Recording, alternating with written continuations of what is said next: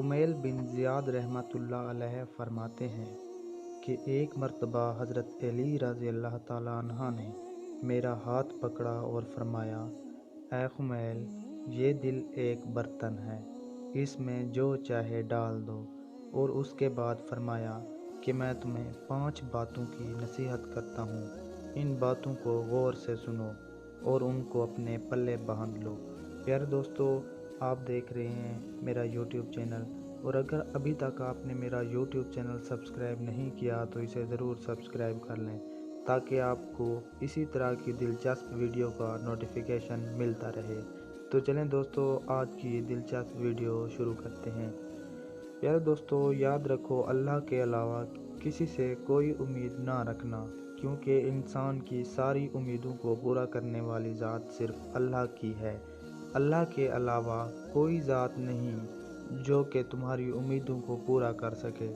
दूसरी बात ये फरमाई कि अपने गुनाहों के अलावा किसी चीज़ से ना डरना, कि कल को जब अपने अल्लाह के सामने जाओ तो अल्लाह को क्या मुंह दिखाओगे।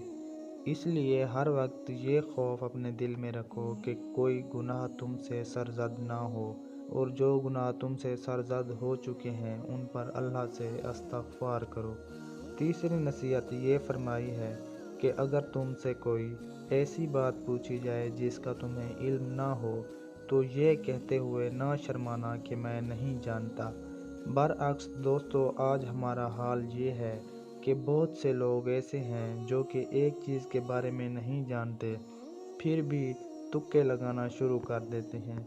इसी तरह दूसरे मकाम पर अमीरुल मोमिनीन ने यह भी फरमाया है कि इस बात का इकरार कर लेना कि मैं इस बारे में नहीं जानता, ये भी आधा इल्म है। चौथी बात यह है कि जिस बात का तुम्हें इल्म ना हो तो उसके बारे में इल्म हासिल करने की कोशिश करो, और उसके बारे में इल्म हासिल करो। फिर आप रज़ी अल्लाह ताला अन्हा ने फरमाया, आखिरी बात ये फरमाई कि सब्र करो, हर हाल में सब्र करना इंसान के लिए बेहतर है, और सब्र इंसान का हिस्सा है। बल्कि यहाँ तक फरमाया कि सब्र का मकाम ईमान में इस तरह से है जैसे कि बदन में सर का मकाम है। इस बात से मालूम हुआ कि सब्र का ईमान के साथ बड़ा गहरा ताल्लुक़ है।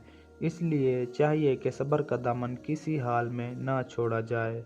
प्यारे दोस्तों, अगर आपको मेरी ये वीडियो अच्छी लगी हो तो मेरे इस YouTube चैनल को ज़रूर सब्सक्राइब कर दें, ताकि मेरी इसी तरह की दिलचस्प वीडियो का नोटिफिकेशन आप तक पहुंचता रहे। शुक्रिया।